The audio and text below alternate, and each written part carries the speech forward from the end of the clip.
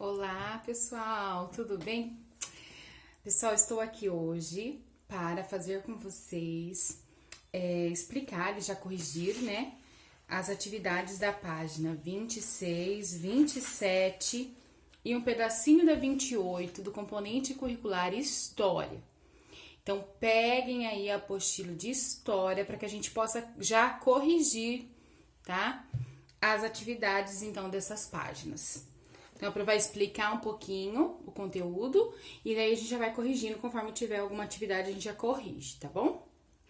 Primeira atividade que a gente vai fazer, aqui a gente já falou no começo, então nós vamos aqui, ó, página 26, texto 7. Nós vamos falar marco de memória de diferentes grupos. Então, o que é isso, marco de memória de diferentes grupos? Os fatos marcantes na memória de diferentes grupos que compõem a história do povo brasileiro. Entre eles tem. Então, nós vamos falar só de alguns fatos importantes de diferentes grupos que compõem a nossa nação brasileira, tá bom? Então, nós temos ali o grupo indígena, né? Que já moravam aqui, etc. Vocês já sabem. Então, um marco muito importante foi a comprovação da prática de violação contra os indígenas durante a colonização do Brasil. Portanto, ficou decidida a data de promulgação da Constituição de 5 de outubro de 1988.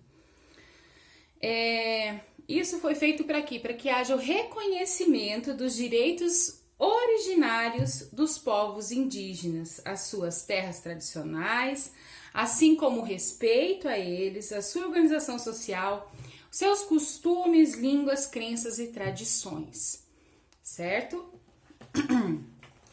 Em seguida, nós temos ali o grupo afro-brasileiro. Também teve um marco, uma lei, né, de reconhecimento, de divulgação do patrimônio histórico-cultural afro-brasileiro, no sentido de promover a igualdade racial e combate ao racismo, tá? Vira a página 27. Outro grupo importante que nós vamos falar é o grupo quilombola, tá? Lembra que eu falei para vocês que os quilombolas são aqueles negros, aqueles escravos que fugiram, né? E aí eles formaram uma comunidade, né? Escondida no meio do mato, que a gente chama de quilombola. Certo? Ao longo dos anos, as comunidades quilombola afro-brasileiras viabilizaram o acesso às terras. 100 anos após a abolição, finalmente conquistaram os direitos à terra na Constituição de 1988. Nós temos 30 comunidades que receberam terra, então até então é como se eles fossem ilegais. E aí veio então a Constituição e eles passaram a obter essas terras passaram a ser deles, colocaram o nome deles, digamos assim, tá bom? Em seguida, nós temos o grupo italiano, gente. Um marco muito importante na história, né, dos italianos foi a chegada dos primeiros italianos aqui no Brasil, que eles vieram num navio, né, em navios também naquela época, e chegaram aqui para fazer o trabalho que os escravos faziam, um trabalho duro mesmo, buscando também crescer, ter uma vida melhor. Então, eles vieram para o Brasil, uma grande quantidade de italianos, tá? Para trabalhar aqui, fazer esse trabalho duro. Depois nós temos ali o grupo japonês. Também a imigração japonesa tem como marco inicial a chegada de um navio, tá? Lá em Santos, em 1908, né? Que trouxe numa viagem de 52 dias 781 primeiros habitantes. São os primeiros 781 japoneses vieram para cá nesse navio, tá? Por isso é tão importante, gente, a preservação do patrimônio cultural e histórico do nosso Brasil, tá? A gente não pode esquecer da importância dessas pessoas, desses grupos sociais, desses grupos diferenciados que fizeram parte da formação do povo brasileiro em geral, tá? E agora nós vamos falar um pouquinho de patrimônios materiais e imateriais. Peguem lá no texto 8. A professora vai tentar ser breve para não demorar muito o vídeo, tá? Então, nós temos ali, os bens materiais e imateriais são protegidos, né? Patrimônio histórico, artístico, nacional do Brasil. É composto por 4 conjuntos de bem. Aí nós temos lá arqueologia, paisagismo, etnográfico e histórico, tá? A cultura material e imaterial, são 2 tipos de patrimônios que expressam a cultura de um povo, tá? Aí nós temos lá, grifa para a professora ali, ó.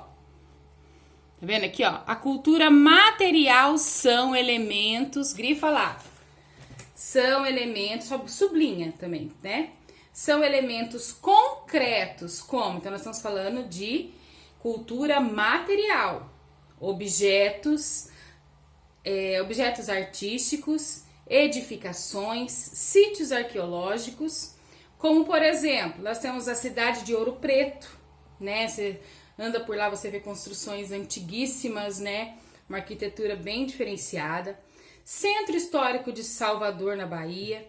Centro Histórico de Adamantina, São Paulo. Centro Histórico de São Luís. Enfim, nós temos vários exemplos ali de cultura material, tá? Depois, nós temos aqui, pode sublinhar também, apesar de já estar em negrito, a cultura imaterial. O que é essa cultura imaterial?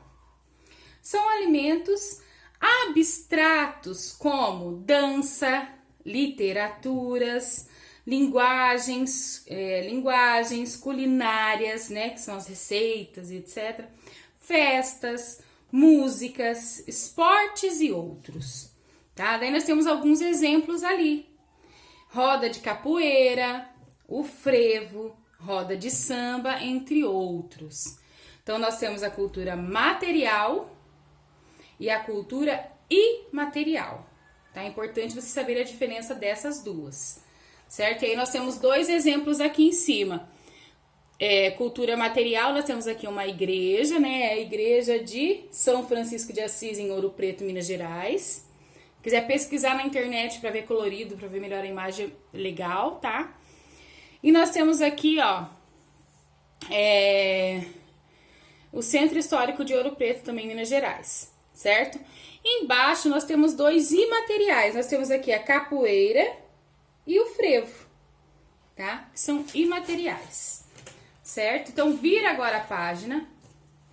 Página 28, nós temos uma atividade que era para vocês fazerem. O que vocês iam fazer? Vai voltar lá no texto 7, que fala dos grupos, diferentes grupos.